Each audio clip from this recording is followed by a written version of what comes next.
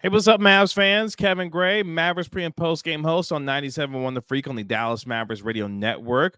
Appreciate you joining me for the latest episode of Inside The Mavs, the official Mavericks podcast of 97.1 The Freak. You can catch me on Twitter at Kevin Gray Sports. Be sure to like and comment on the video if you're watching it on my YouTube channel at Kevin Gray Sports, and subscribe to my channel here as well. And download and subscribe to the podcast wherever you get your podcasts for free, on Apple Podcasts and on Spotify, and also on iHeartRadio. Again, the official Mavericks podcast of 97.1 The Freak, your home of Dallas Mavericks basketball. How about the Mavericks? Mavericks have now won 7 straight games after getting a 123-113 win over the Phoenix Suns on Thursday night, as the Dallas Mavericks get a combined 70 points from Luka Doncic and Kyrie Irving. Luka dropping a sensational 41 points. Kyrie Irving with 29 more in support of his superstar running mate, as the Mavericks now are a season high 10 games above 500 at 33-23, now 18-13 at the American Airlines Center, now having their 7-game winning streak tied for the longest winning streak that they've had since the 2010-2011 season, where, of course, you know what happened that year. They won the NBA championship. In fact, it's coming from Mavs PR because I'm going to make sure that I put it in the proper context and perspective for you. With the 123-113 win over the Suns on Thursday night, the Mavericks have recorded 7 consecutive wins, the longest win streak currently in the NBA. That's right, boys and girls, the longest win streak in the association. The 7 straight wins tie for the longest win streak, which they had back in the 2022-23 season, the team has had since winning the 2011 NBA championship during the 2010-2011 season. So that just gives you some historical perspective on the kind of heater the Mavericks are on right now. And you give them a lot of credit. Having won 6 straight coming into the All-Star break, they take on a Phoenix Suns team who was hot in their own right, a team that coming into the game had won 5 of their last 6 games, were 7-3 in their last 10 games overall. And, of course, Kevin Durant in the Suns came into Thursday night's game 6th spot in the West. That now belongs to the Dallas Mavericks. They had a chance to climb as high as the number 5 seed, but the Pelicans handled business against the Houston Rockets on Thursday. So the Mavericks are now the 6th seed, which is something that we've been talking about quite a bit on this show, is if the Mavericks could get themselves in that position, what would that look like? And now that they are here, how do they continue to sustain their momentum, which we'll get more into as the broadcast goes on. But at the same time, the Mavericks now officially announced themselves as a real threat in the Western Conference, as a 6th seed currently. We will see over the final 26 games how they continue to build on what has been sensational defense, as we talked about in our last show, a team that's been number 1 in the NBA in defensive rating during their 6-game winning streak, a top 10 team in offensive rating during that 6-game win streak, now extending it to 7. And we'll get to some of the individual contributors throughout the course of the game against the Suns. But as I said, the Mavericks now officially announced themselves as a real threat, and a dangerous one at that, in the Western Conference. Their combination of better defense with, we know, the kind of offense that they're going to continue to play as a team that can knock down threes from the outside, but also with Luka Doncic and Kyrie Irving leading the charge for them offensively. They played one of their more complete games of the season. Even after being down by 1 at the end of the first quarter, this team was able to find a way. Yes, they were down at halftime, but they used a terrific third quarter, outscoring the Suns 36-28 in that third quarter, where they opened up with a 16-0 run to begin that third quarter, including 3 straight three-pointers that really got things started and got the Mavs the lead. Luka Doncic was absolutely sensational, knocking down his three-pointers, especially in that third quarter. So this team can beat you in a variety of ways. And with the defense, the better defense that they're playing, with the continued offense that we've seen throughout the course of the year, this is a dangerous basketball team. And during the course of their 7 games, I thought the signature win that they had was against the Oklahoma City Thunder, where, of course, they won 146-111. But this win against the Suns, a 10-point win coming out of the All-Star break after being off for over a week and really being able to set the tone now as they get ready for their 4-game road trip, which begins on Sunday with the Indiana Pacers. This was the exact start that the Mavericks needed to get off to in order to build now for the final 26 games of the season about what their identity is going to continue to be throughout the course of the rest of the regular season. And that's extremely important given the way that they were able to play. I had tweeted it out at Kevin Gray Sports on Twitter, and you saw the versatility of the Mavericks, especially in the second half against the Phoenix Suns. When the Suns decided to go small, you saw how Maxi Kleber, especially in the fourth quarter, where he had 7 points, was really able to punish the Suns for going small, not only being able to knock down shots, but also being able to finish at the rim as well. A lot more to come on this episode of Inside the Mavs, but before we go any further, let's take a break and hear from our video partner today, Mint Mobile, as we hear from them for today's video. Today's video partner is Mint Mobile. Have you ever thought, why in the world is my wireless bill so high? What am I actually paying for?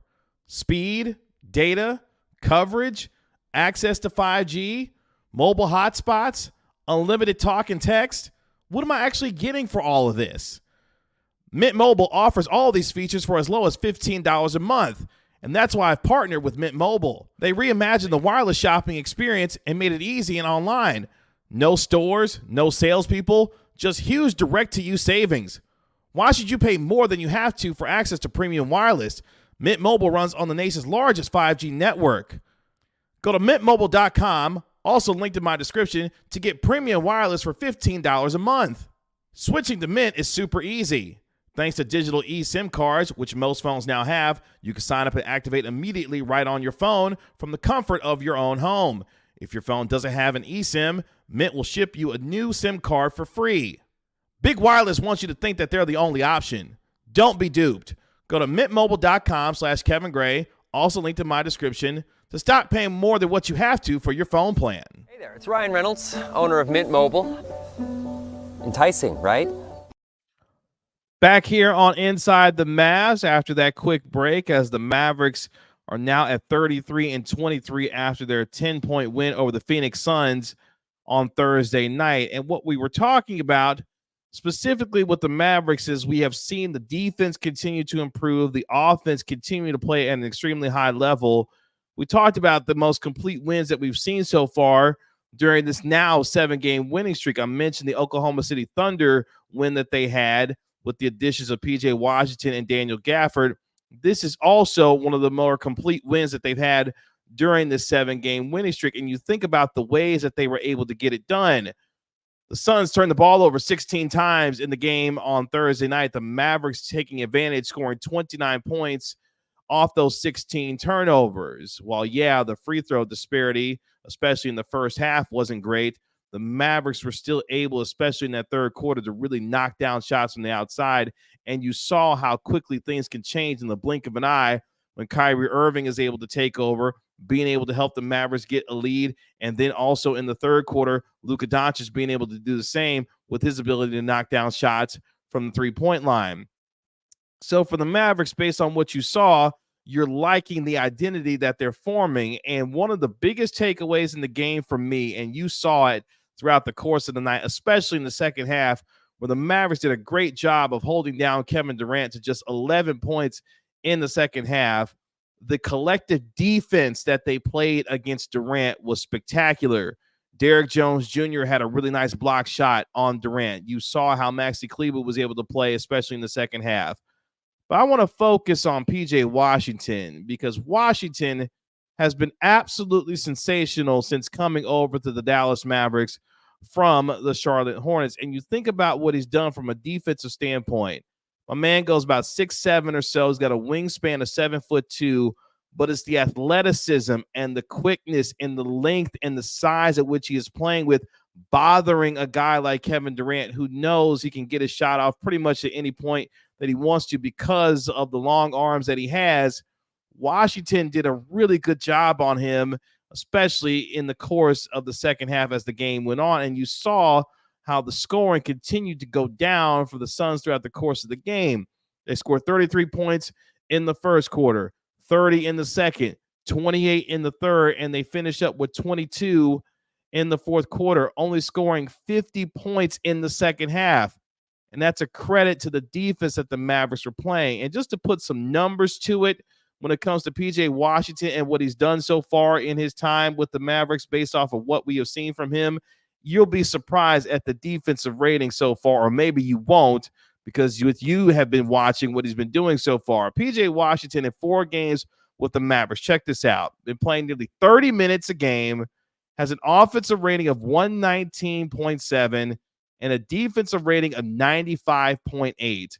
Boys and girls, that is a net rating, an overall absurd net rating of plus 23.8 so far as a Dallas Maverick. That just gives you an indication on how well he's been playing, but more importantly, how locked in he is on the role that he has on this team. He was plus 11 once again in the game on Thursday night against the Suns, scoring the 12 points that he had, going a plus 11 for the Mavericks. The Mavericks only have 4 guys in double figures. We mentioned with Luka Doncic and the 41 points that he had. More on him here in a little bit. Kyrie Irving with the 29 points, Washington with his 12, and Tim Hardaway Jr. also had 12 points as well. Not a great shooting night for Hardaway, as he went just 1 of 9 from downtown, 5 of 13 overall, but at the same time was able to be another guy in double figures. But back to Washington. For him to find himself now in a winning situation back home with this team, how comfortable he is and what he's doing so far fitting into his role, while yes, we want to see more in terms of PJ Washington knocking down those 3-pointers.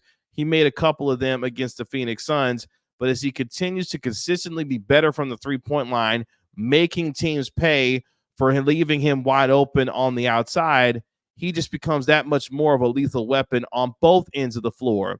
And as long as he continues to perform the same kind of defensive effort that we've seen from him, especially what we saw in his defense against Kevin Durant, that is something that the Mavericks have been sorely lacking for quite some time, in their ability to have a consistent guy that can defend multiple positions with athleticism and size to be able to bother scorers like a guy in Kevin Durant. And he did so in the game on Thursday night. So that's a huge sign for the Mavericks going forward. So big kudos to PJ Washington in the way that he's come in and played so far for this team. And he is supporting, of course, Luka Doncic and Kyrie Irving. Kyrie Irving going an efficient 11 of 18 from the field with the 29 points that he had. But I want to focus in at this particular point on Luka Doncic. Doncic, 41 points, had another 11 assists, 9 rebounds in the game, doing it all with another 3 steals. We are now officially putting Luka Doncic on the MVP, the NBA MVP shortlist. And when I say shortlist, I mean top 3. And when I'm looking at those names, I'm looking at Nikola Jokic, and I'm looking at a guy like Shai Gilgeous-Alexander from the Oklahoma City Thunder, who had another 31 points against the Los Angeles Clippers in their big win at home over Kawhi Leonard and the LA Clippers. But Luka Doncic's official NBA MVP candidacy is now on full throttle. Think about what he's done so far this year. He leads the NBA in scoring. He's top 3 in assists. He's second in the NBA right now in made 3-pointers, only behind Stephen Curry. He's top 7 in steals. As I mentioned, he's got another 3 steals on Thursday night against the Suns. He is literally doing everything that you could ask for him. We talked about in our last episode the amount of shot quality, the fantastic shot quality that he's creating for his teammates, and the amount of unrealized assists that he's had so far this season. Luka Doncic is doing everything, and he's shooting the ball from the 3-point line the best that he has throughout his entire career, shooting the ball at a 38% clip from 3 on volume, as you saw in the game on Thursday, going 6 of 11 from downtown. There isn't anything that he can't do on the floor, and he is proving to be the most valuable. And when we talk about MVP candidates, we talk about team success along with individual success that defines what an MVP looks like. And you can look at any example throughout the course of the year, whether it was the 50-point game against the Suns, whether on Christmas Day, whether it was the 73-point game that he gets the Atlanta Hawks, obviously two of the biggest games that he's had this season. But more importantly, he's been able to help this Mavericks team stem the tide when it comes to the injuries that they've dealt with. And I can't think of anyone who can have been more valuable to their team than what Luka Doncic is to the Dallas Mavericks. And the numbers, and now most importantly, the winning is backing up those numbers to show and prove why he is right now, at least in my mind, and I'm not just saying this because I cover the Mavericks, Luka Doncic is the NBA's MVP. No one, probably outside of Nikola Jokic, has asked to do more for his team every single night on both ends of the floor. And he talked about it post-game about why it's important for him to be the guy to set the tone on the defensive end, because he said, quote, "It's needed from me to be that guy." And that's a huge sign for the growth of a player who, look, will never be accused as a guy that's going to be an all-world, all-NBA defensive player. But what he's done now is shown the important effort on that end of the floor night in and night out to set the tone for his teammates to follow his lead and his example. And that's huge. We know he's going to get out there and put out incredible numbers offensively every single night. But what he does as becoming more of a complete player gives you an indication of just how valuable he is. And now that MVP conversation, that legitimate MVP conversation, should now be underway when it comes to his candidacy to win the NBA's most valuable player. They're a season high 10 games above 500 at 33-23. So they're winning, and they're winning at a good clip. They've won 7 straight games. He has MVP-like numbers that would define any most valuable player based on the output and the usage rate that he is asked to put forward every single night. Any way that you slice it, he is right now a top 3 MVP candidate and should remain in that discussion for the rest of the season. Every single year, Luka Doncic is going to be a perennial MVP candidate. But once his team now begins to have the kind of consistent team success in terms of winning, that's when you start defining the MVPs, and whatever narrative that you or I want to assign when it comes to defining what that looks like, Luka Doncic is now a part of that conversation. So big kudos to Luka for the way that he continues to shoulder the load. My man had 41 points in 38 minutes, was a +9 when he was out there on the floor. And you saw the flurry that he started in that third quarter where they blitzed the Suns to start off 16-0 in that run. He was leading the charge, knocking down 3-pointers, getting multiple and ones throughout the course of the game, constantly putting the pressure on Nurkic and Eubanks, getting to the basket anytime that he wanted to. Luka Doncic was absolutely sensational. Obviously, he's going to continue to bring what he does every single night. But the unsung heroes in this game, we've already talked about one when it comes to PJ Washington and the defense that he played. Maxi Kleber, who has battled that toe injury all season long. 25 minutes in this game. He had 7 points, all 7 of those coming in the fourth quarter, really helping to set the tone on the defensive end as well, but also being able to knock down a 3-pointer in that fourth quarter, but also getting some easy buckets at the rim. And that is where things have started to flip for the Mavericks. The versatility that they're able to now play with the amount of guys that they have as part of their rotation makes them deep, and the deepest version that we have seen since Luka Doncic has arrived with the Dallas Mavericks. Jason Kidd talking about that post-game, that the Mavericks are as deep as they've ever been in the Luka Doncic era. And that's important because even for a guy like Jaden Hardy, who had been playing well really over the last month or so, finds himself possibly falling out of the rotation, he has to remain ready for this team anytime that they need to because of the kind of scorer that he is. Even when a guy like Tim Hardaway struggles, there will be opportunities for Jaden Hardy to still be able to make an impact on this team. But you're seeing it now with Daniel Gafford, with the addition of PJ Washington. I liked the starting lineup that they had tonight, and I think it's the starting lineup that will need to be had going forward, which was PJ Washington, Josh Green, Derek Lively, Luka Doncic, and Kyrie Irving, with Daniel Gafford coming off the bench and being able to provide you that rim protection. You saw the block shots that he had, swatting one out of bounds as well. He is going to be the guy that stabilizes that second unit and allows you to continue to have that same play style that you're looking for night in and night out, no matter who is running the offense, whether it be Luka or Kyrie, because he can still run pick and roll. He can still finish at the rim with efficiency. We know that he came into the game leading the NBA in field goal percentage. So for this team now, they have the right pieces in the right spots, and Dante Exum still trying to come back from the right knee injury that he's dealing with. He didn't play in the game on Thursday against the Suns.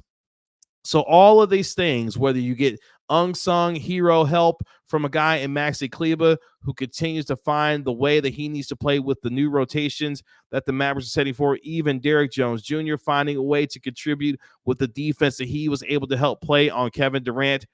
This is what winning basketball in my mind looks like. When you and I watch basketball, the eye test is there. Are guys fulfilling their roles based on the skill sets that they have? And are they doing it consistently night in and night out? Because you and I know what we're going to get from Luka and Kyrie.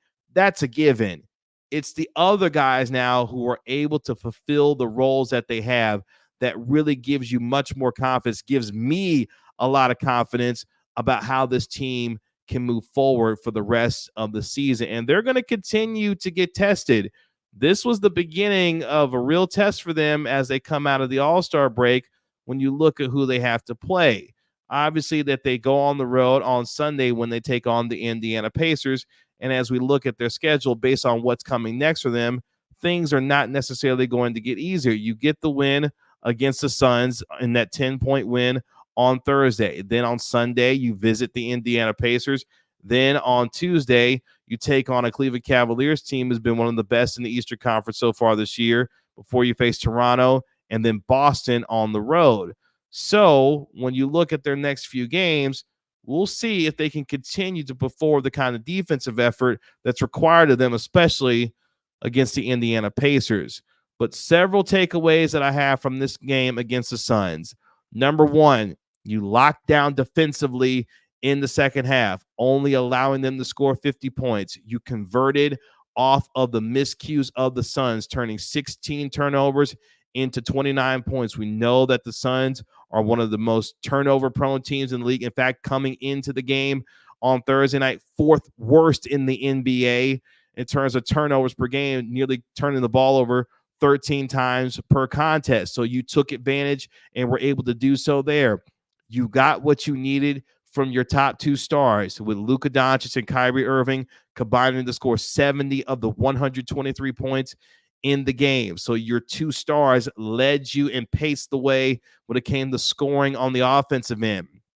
Number three, on the defensive end, you were able to have guys like PJ Washington fulfill their role, being able to play with physicality, with length, with size and athleticism, bothering Kevin Durant, especially in the second half, holding him to 11 points. And then the other guys being able to contribute and fill in where they needed to and knocking down timely shots, whether it was a Josh Green, whether it was a Maxi Kleber in the fourth quarter, wherever you were able to get from other guys. And more importantly, you were able to show the versatility that you have based on the guys that are on your roster now, that now pushes you forward to give you leverage against teams, whether you want to play an up-tempo style if you're the Mavericks because they can get up and down in transition, whether you want to play in the half court on the offensive end because Luka Doncic as the maestro can be able to move things forward on the offensive end. If you want to get in there and slug it out with them defensively, they are showing much better physicality and much more consistency in terms of their communication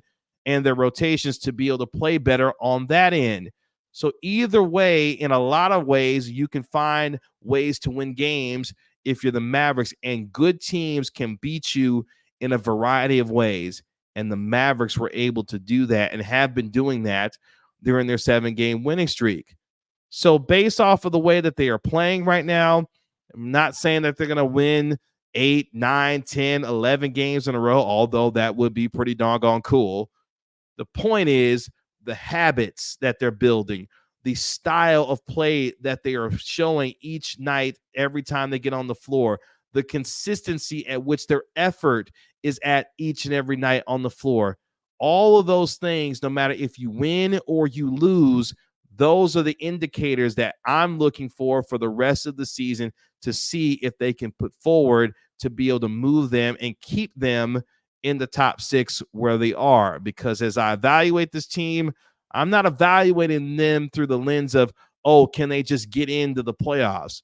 This team is good enough with the talent that they have now and the guys that they have on this team to be solidly in the top 6.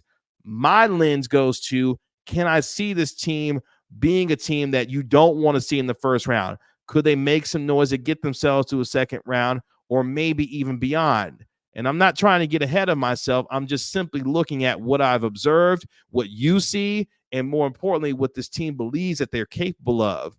Because when you got a top 5 player in Luka Doncic, you should feel good about your chances to win night in and night out, no matter who you play. And based on the way that they handle their business against the Phoenix Suns, that's how they should feel about no matter who their opponent is, night in and night out. Because Luka and Kyrie, if they're going to give you, look, they gave you 70. Baseline, they're going to give you about 60 every time they step on the floor together. Can you get 2 or 3 other guys to come with them in order to put forward the kind of scoring output needed to win most nights? And you got it from PJ Washington with the 12 points that he had, another 12 from Tim Hardaway Jr. You got 9 points from Josh Green, who knocked down 3 threes as well. And he continues to come along as a guy that's becoming a knockdown 3-point shooter for the Mavericks. You looked at the game overall and the way that they shot the ball against the Phoenix Suns. They shoot 43% from 3. They shoot 48% overall from the field. And as I mentioned, the free throw disparity that they had in the first half of the Suns, they were able to make that up in the second half. In fact, they made the same amount of free throws as the Suns, 18 throughout the course of the game, going 18 of 21 did the Mavericks from the free throw line. And they were able to outscore them in the paint, 40-36, and on the bench points as well, 27-24. So you've got the help that you needed from your bench. You were able to finish inside the paint. You were able to get to the free throw line and knock down your free throws. But more importantly, you were able to turn the Suns over and convert on that end of the floor. Really nice and solid win, a complete win if you're the Dallas Mavericks. And as we mentioned, based on their schedule moving forward, they got a chance to rack it up in the Western Conference, and they've got to be able to do so. We talked about it in our last episode. Their opponent win percentage for the rest of the season is .495. That is the 10th easiest in the NBA. They have a chance to be able to make up some real ground in the Western Conference, and they started off in a big way against the Phoenix Suns, now firmly in the top 6. As I mentioned, a season high 10 games above 500. So a really nice win for the Mavericks at home at the American Airlines Center, where they now improved to 5 games above 500 at the AAC at 18-13. And now they can continue to move forward with confidence.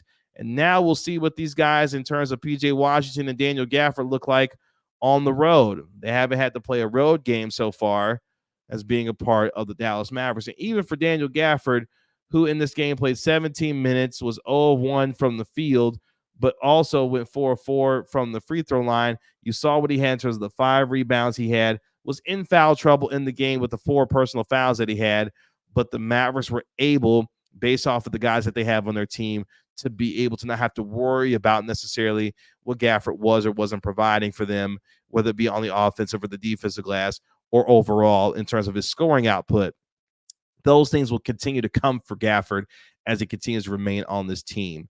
But everyone, and I mean everyone, played their role to perfection in that game and have officially had the Mavericks announce themselves, dare I say it, as a contender in the Western Conference. And they proved it by beating one of the hottest teams in the NBA in the Phoenix Suns, and now look to continue to move forward as they have a couple of days off before they take on the Indiana Pacers on the road as they begin their 4-game road trip before they come back after their 4-game road trip to take on the Philadelphia 76ers.